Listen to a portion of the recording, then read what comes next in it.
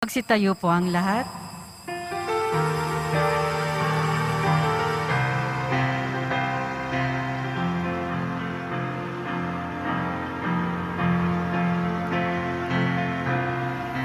Viva poong Jesus Nazareno, awit at papuri alay namin sa'yo.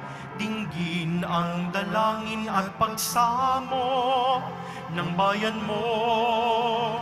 Viva poong Jesus Nazareno.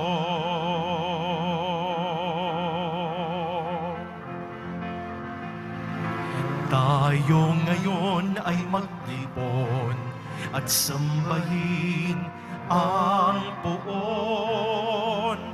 Magdiwang tayo sa ating debosyon, purihin ang Panginoon.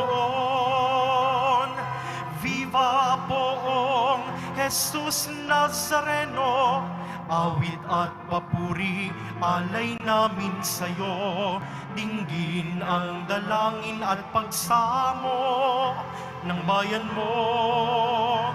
Viva poong Jesus Nazareno.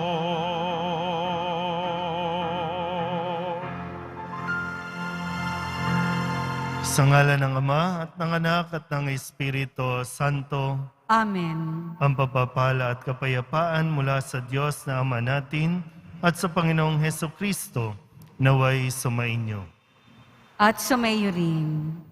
Mga kapatid, aminin natin ang ating mga kasalanan upang tayo'y maging marapat gumanap sa banal na pagdiriwang. Inaamin ko sa makapangyarihang Diyos at sa inyo mga kapatid, na lubha akong nagkasala sa isip, sa salita at sa gawa, at sa aking pagkukulang. Kaya isinasamo ko sa mahal na Birheng Maria, sa lahat ng mga anghel at mga banal, at sa inyo mga kapatid, na ako'y panalangin sa Panginoong ating Diyos.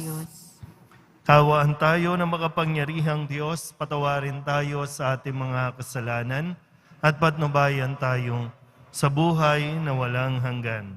Amen. Panginoon, kaawaan mo kami.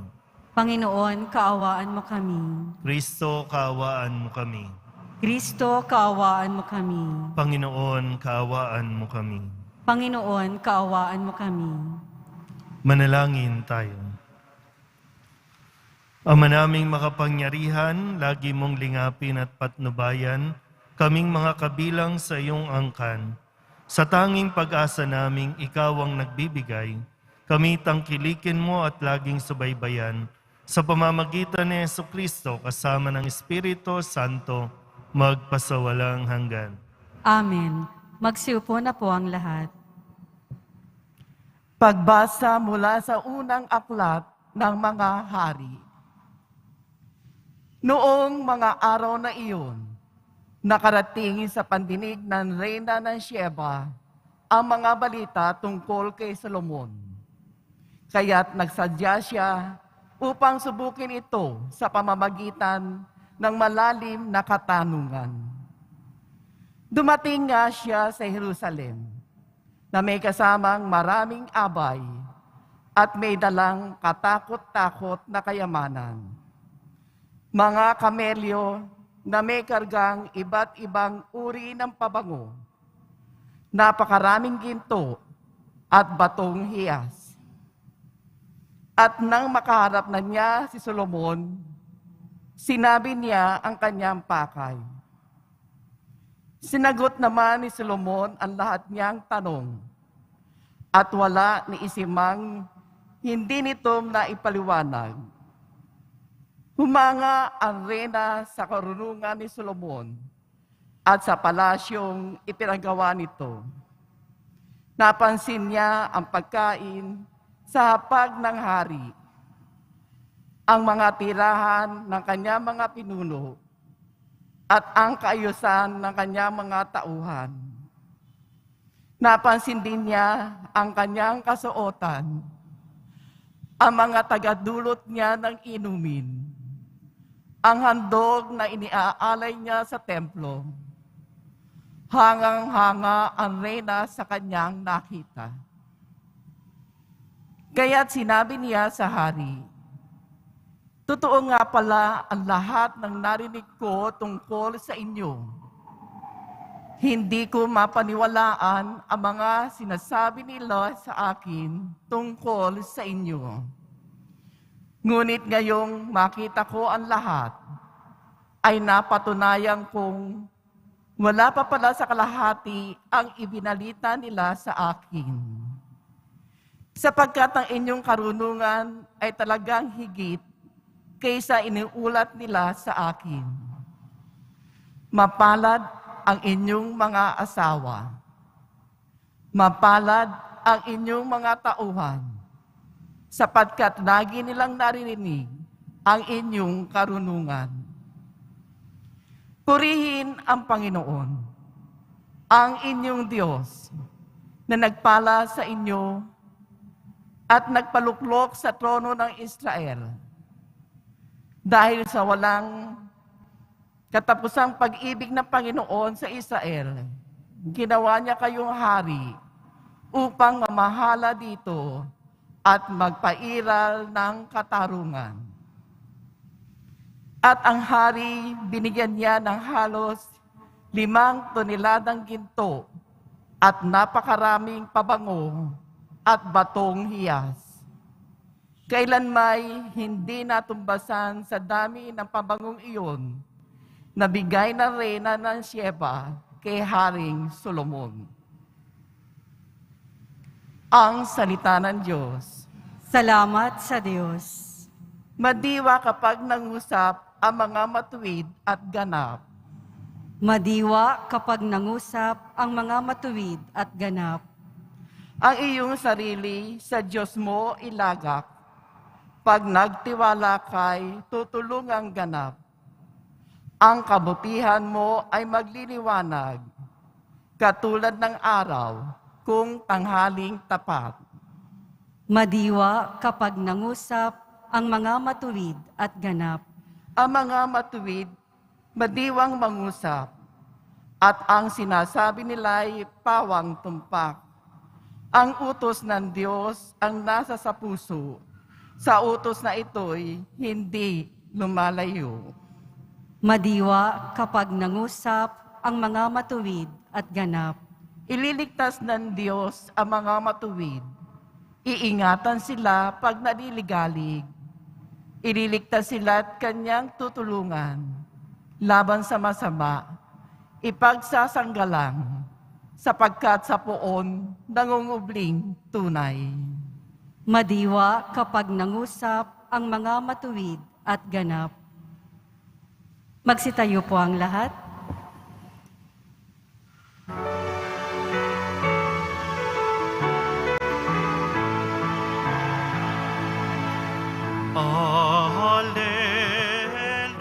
Alleluia, Alleluia,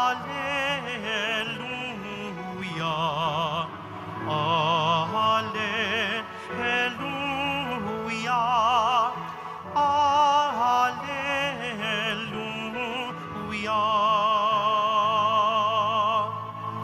Amang Diyos ni Jesucristo, ang salita mo'y totoo. Kami ay pabanalin mo.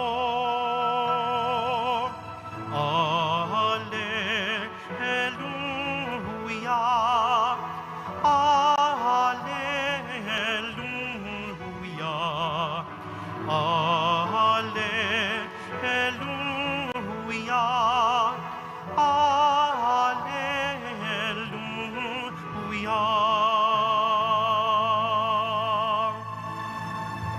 Sumainyo ang Panginoon.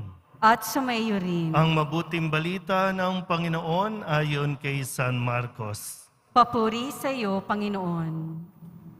Noong panahong iyon, muling pinalapit ni Jesus ang mga tao at sinabi sa kanila, "Makinig kayong lahat at unawain ang aking sasabihin. Hindi ang pumapasok sa bibig ng tao ang nakapagpaparumi sa kanya sa mata ng Diyos, kundi ang mga nagmumula sa kanya.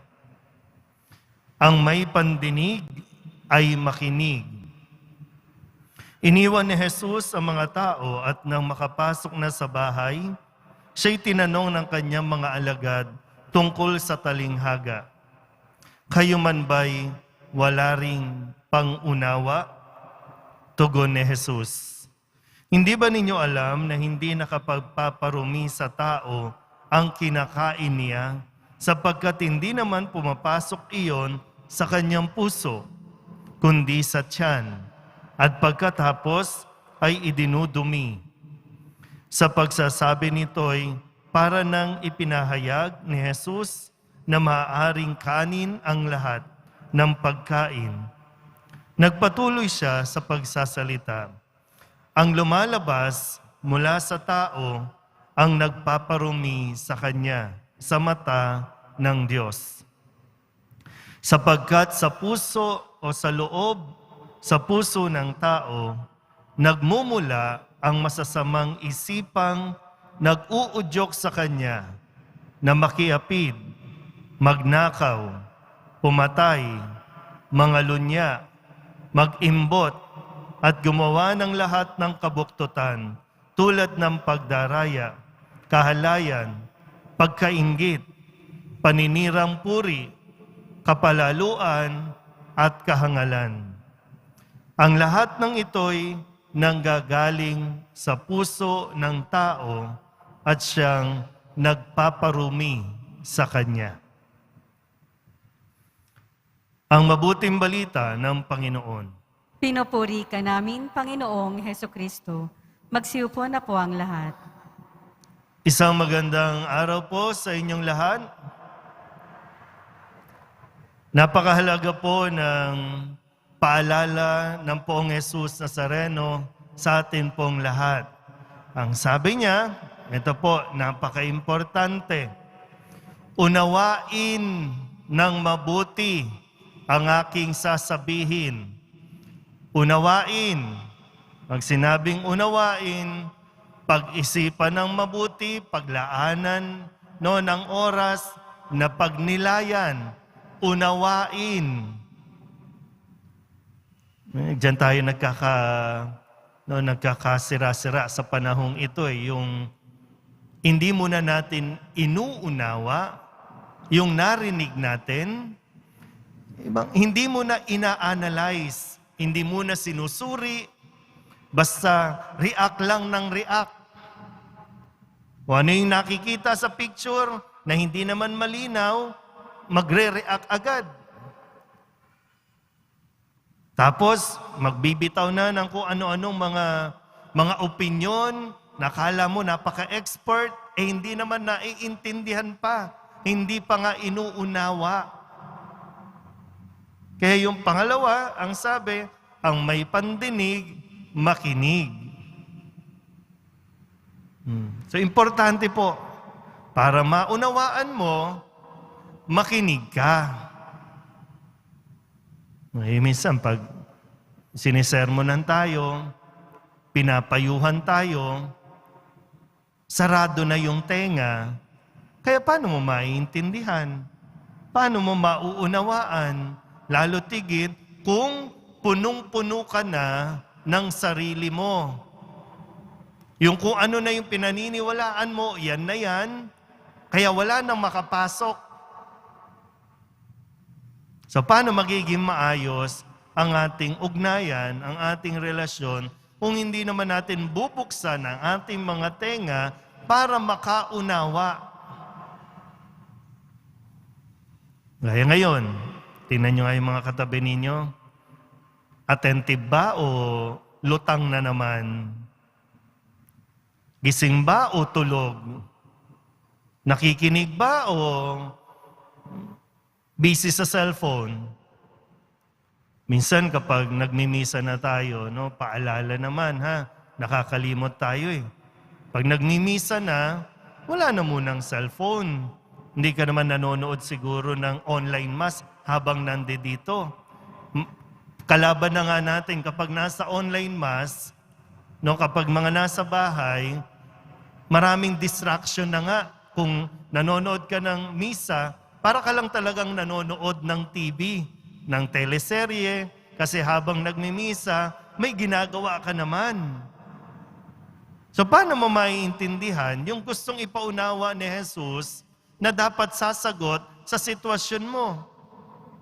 Minsan kapag dito po sa physical na misa, minsan mag-aabot ka na ng katawan ni Kristo, yung tatanggap, naka-cellphone, o kaya may tinitext. Paano mauunawaan kung hindi mo ibibigay yung full attention? Kaya di ba sa mga mag-asawa, bakit hindi nagkakaintindihan, nagkakaunawaan, hindi 100% attentive?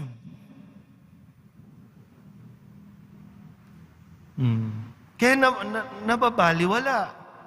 Ito po kasi sa Ebanghelyo natin, masyadong naiiwan sa ritual.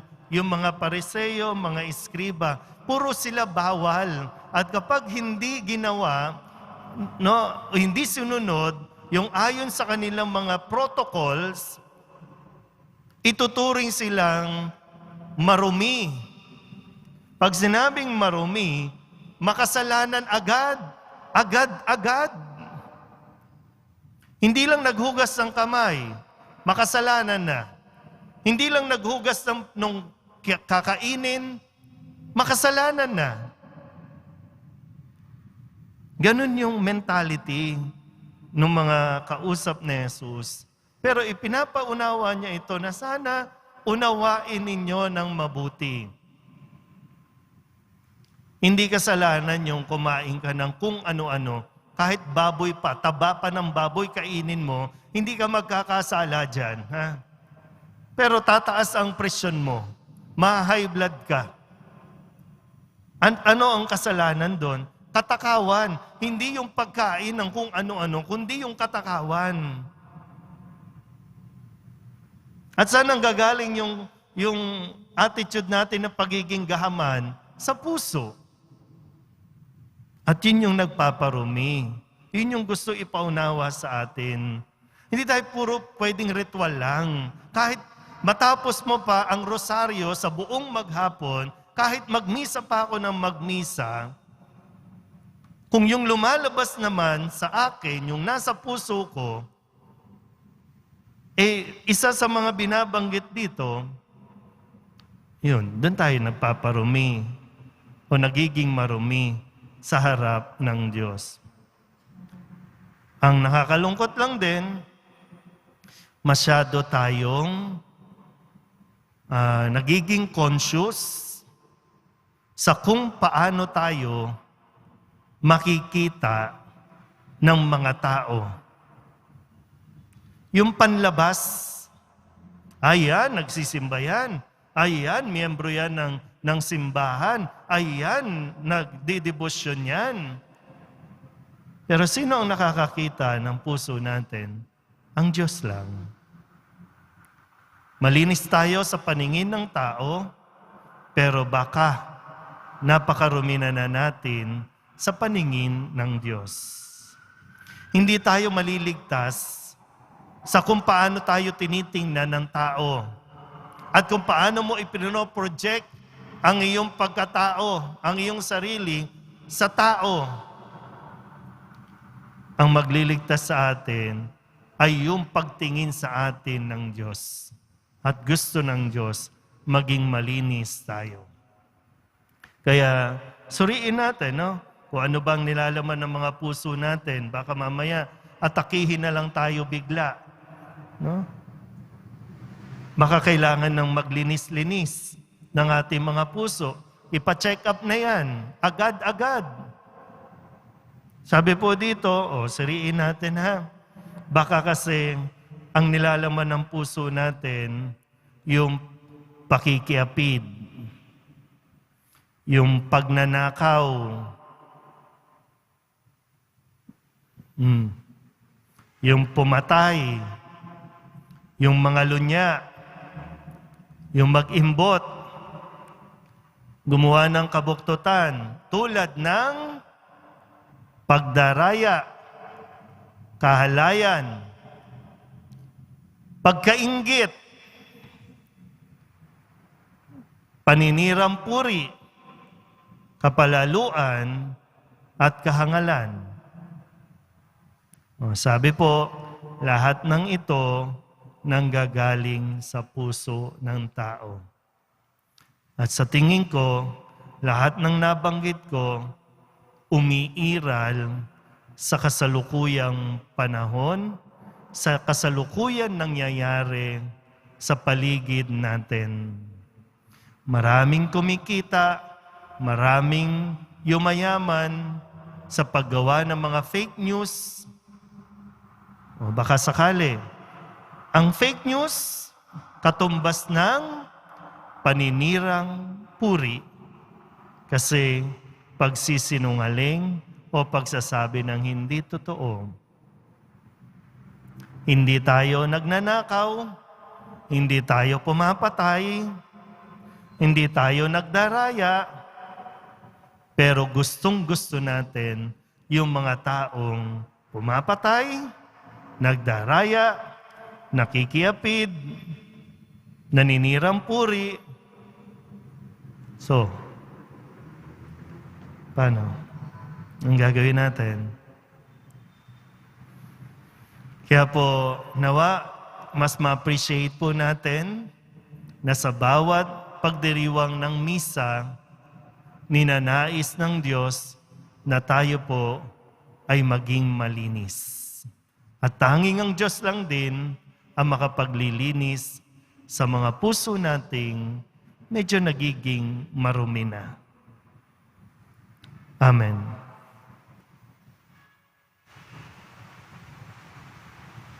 Magsitayo po ang lahat. Mga kapatid, para sa mga Kristiyano, wala nang iba pang batas maliban sa batas ng pag-ibig. Manalangin tayo para sa ating katapatan sa batas na ito. Ang ating pong itutugon, Ama, dalisayin mo ang aming mga puso. Ama, dalisayin mo ang aming mga puso. Ang ating simbahan, naway laging mapanibago at dalisayin ng salita ng Ebanghelyo ni Kristo. Manalangin tayo. Ama, dalisayin mo ang aming mga puso. Tayong lahat, naway magdulot ng pag-asa sa mga nanghihina ang kalooban sa pamamagitan ng ating pagmamahal. Manalangin tayo. Ama, dalisayin mo ang aming mga puso. Ang ating mga puso, naway mapuno ng tapat na pagnanais na mabuhay para sa bawat isa upang sumamba tayong lahat sa Espiritu at katotohanan. Manalangin tayo. Ama, dalisayin mo ang aming mga puso. Ang mga may sakit at naghihingalo, naway makatagpo ng kaginhawahan ng pag-ibig at habag ng Ama. Manalangin tayo. Ama, dalisayin mo ang aming mga puso. Idulog din natin sa Panginoon ang ating mga personal na kahilingan, mga panalangin para sa ating mga pamilya. Ganon din ang lahat ng mga misang pasasalamat, special na intensyon at mga kaluluwa na inihiling na ipagdasal sa misang ito.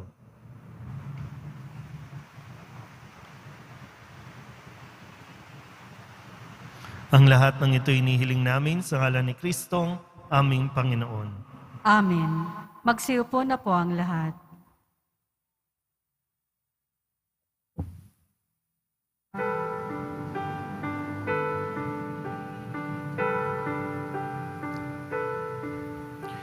O Diyos, awang di mabilang, tanggapin mo yaring aming alay. Gawin ito bilang tanda ng aming kaligtasan. Narito, O Ama, alak at tinapay, bunga ng lupa at ng aming paggawa. Narito, O Ama, alak at tinapay, bunga ng lupa at ng aming paggawa.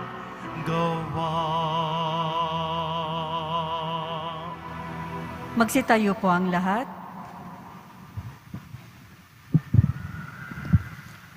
Manalangin kayo mga kapatid upang paghahain natin ay kalugdan ng Diyos amang makapangyarihan.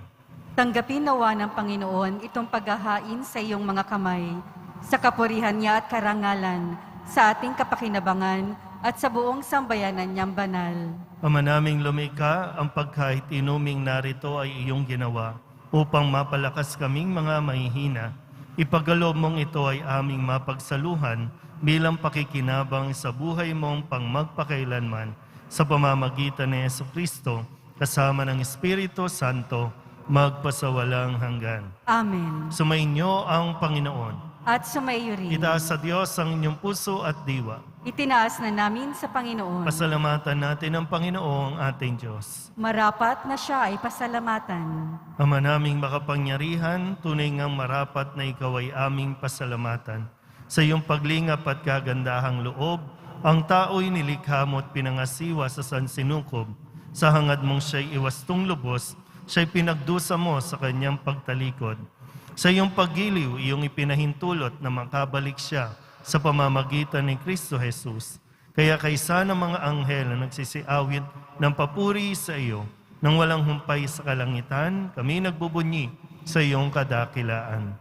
Santo, Santo, Santo, Panginoong Diyos ng mga hukbo, napupuno ang langit at lupa ng kadakilaan mo, o sana sa kaitaasan. Pinagpala ang naparirito sa ngalan ng Panginoon, o sana sa kaitaasan.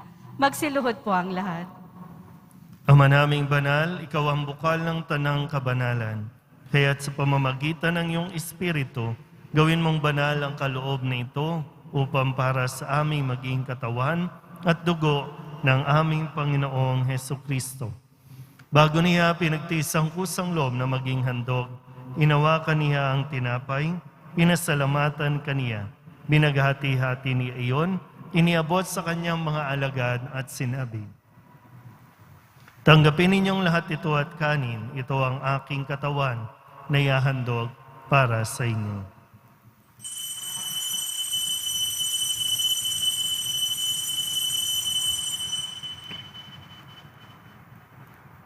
Gayun din naman nang matapos ang hapunan, hinawakan niya ang kalis, muli kaniyang pinasalamatan. Iniabot niya ang kalis sa kanyang mga alagad at sinabi, "Tanggapin ninyong lahat ito at inumin. Ito ang kalis ng aking dugo, ng bago at walang hanggang tipan. Ang aking dugo na ibubuhos para sa inyo at para sa lahat, sa ikapagpapatawad ng mga kasalanan. Gawin ninyo ito sa pag-alaala sa akin."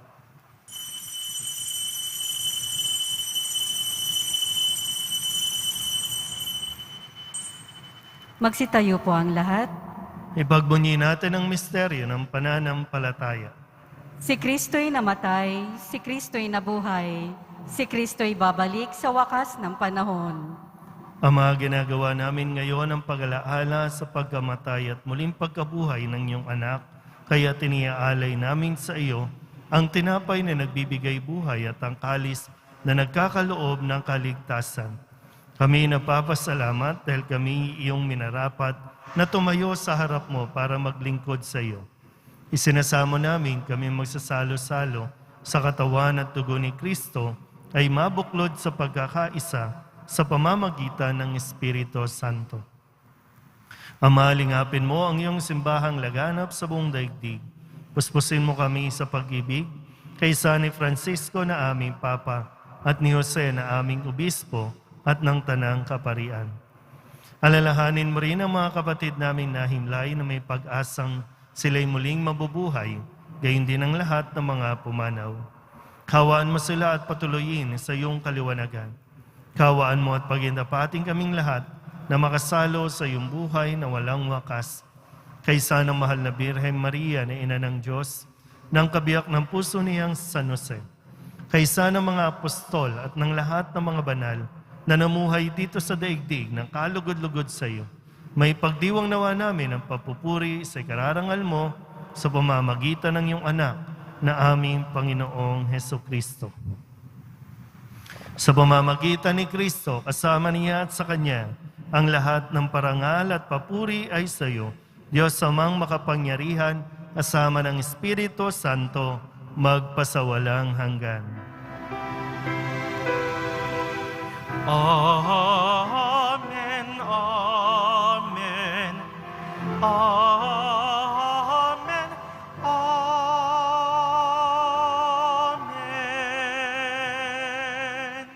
Mukhang kababaang loob tayong tumawag sa ating Panginoon ng Ama namin. Ama namin, Sumasalangit ka, sambahin ang ngalan mo, mapa sa amin ang kaharian mo, sundin ang loob mo dito sa lupa para ng sa langit. Bigyan mo po kami ngayon ng aming kakanin sa araw-araw at patawarin mo kami sa aming mga sala para ng pagpapatawad namin sa nagkakasala sa amin. At huwag mo kaming ipahintulot sa tukso at iadya mo kami sa lahat ng masama. hinihiling namin kami iadya sa lahat ng masama, pagkalooban ng kapayapaan araw-araw, iligtas sa kasalanan at ilayo sa lahat ng kapahamakan, samantalang aming pinananabikan ang dakilang araw ng pagpapahayag ng tagapagligtas naming sa Jesucristo. Sapagkat iyo ang kaharian at ang kapangyarihan at ang kapurihan magpakailanman. Amen. Panginoong Jesucristo, sinabi mo sa iyong mga apostol, kapayapaan ang iniiwan ko sa inyo, aking kapayapaan ang binibigay ko sa inyo. Tunghayan mo ang aming pananampalataya at huwag ang aming mga pagkakasala. Pagkalooban mo kami ng kapayapaan at pagkakaisa ayon sa iyong kalooban, kasama ng Espiritu Santo, magpasawalang hanggan. Amen. Ang kapayapaan ng Panginoon ay laging sumainyo. At sumaiyo rin. Magbigayan po tayo ng kapayapaan sa isa't isa.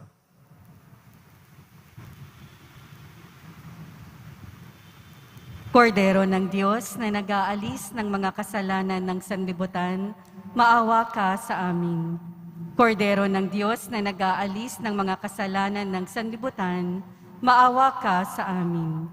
Kordero ng Diyos na nag-aalis ng mga kasalanan ng sanlibutan, ipagkaloob mo sa amin ang kapayapaan. Magsiluhod po ang lahat.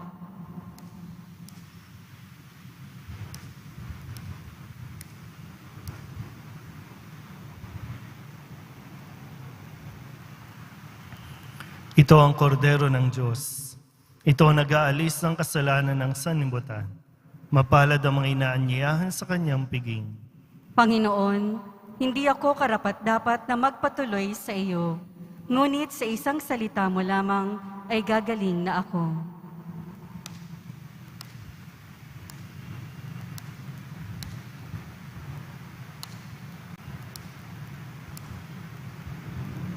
Katawan ni Kristo, Amen.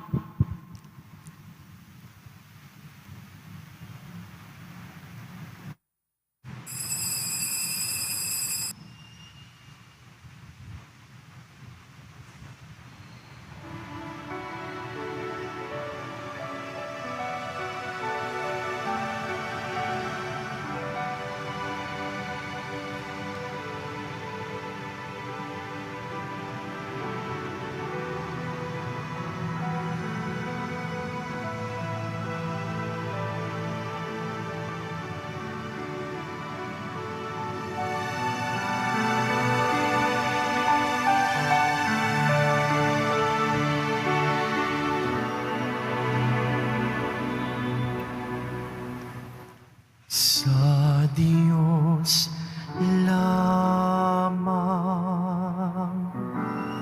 mapapanatag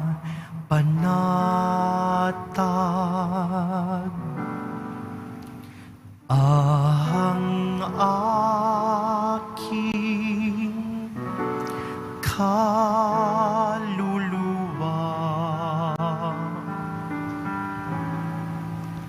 sa Kanya nagmumula ang aking pag-asa at kaligtasan.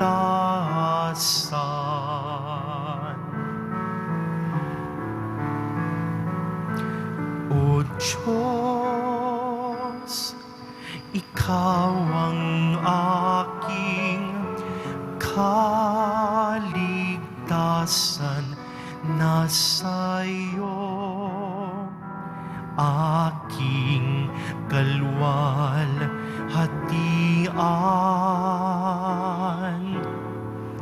Ikaw lamang aking inaasahan,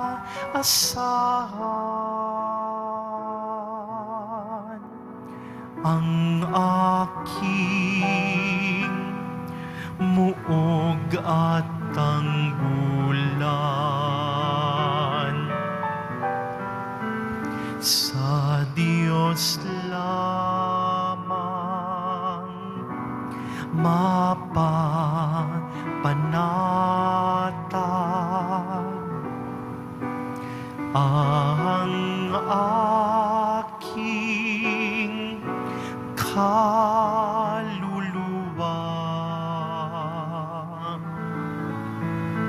Sa Kanya nagmumula ang aking pag-asa at kaligtasan.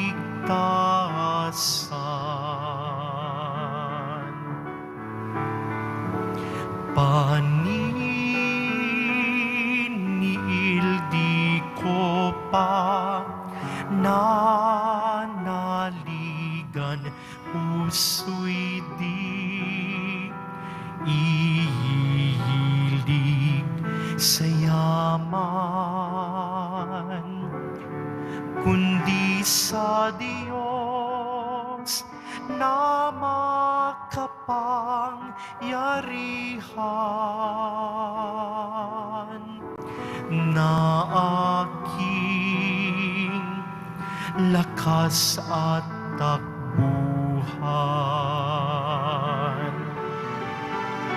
Sa Diyos lamang mapapanatag ang aking kaluluwa. Sa Kanya nagmumula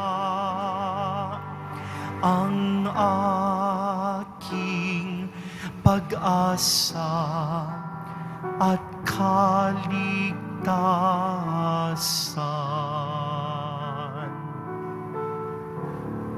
Magsitayo po ang lahat. Manalangin tayo.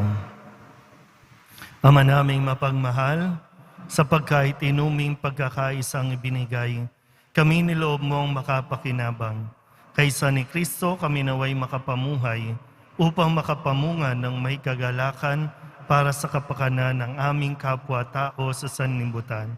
Sa pamamagitan niya, kasama ng Espiritu Santo, magpasawalang hanggan. Amen.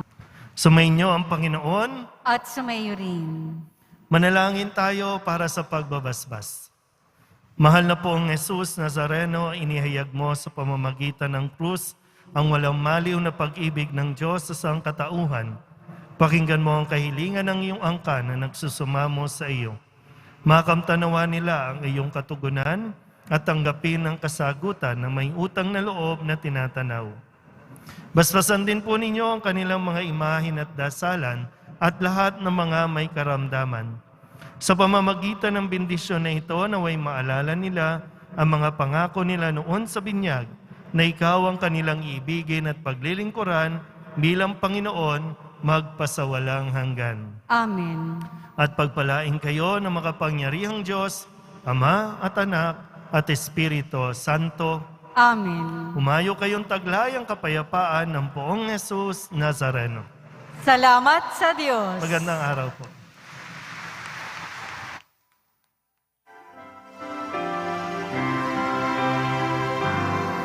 Nuestro Padre Jesus Nazareno, sinasamba ka namin. Pinipinto ka namin. Aral mo ang aming buhay at kaligtasan. Nuestro Padre Jesus Nazareno, iligtas mo kami sa kasalanan. Ang krus mong kinamatayan ay sagisag ng aming kaligtasan. Nuestro Padre Jesus Nazareno, dinarangal ka na amin. Nuestro Padre Jesus Nazareno, nilulwalhati ka namin. Nuestro Padre Jesus Nazareno, dinarangal ka na amin. Nuestro Padre Jesus Nazareno, nilulwalhati ka namin.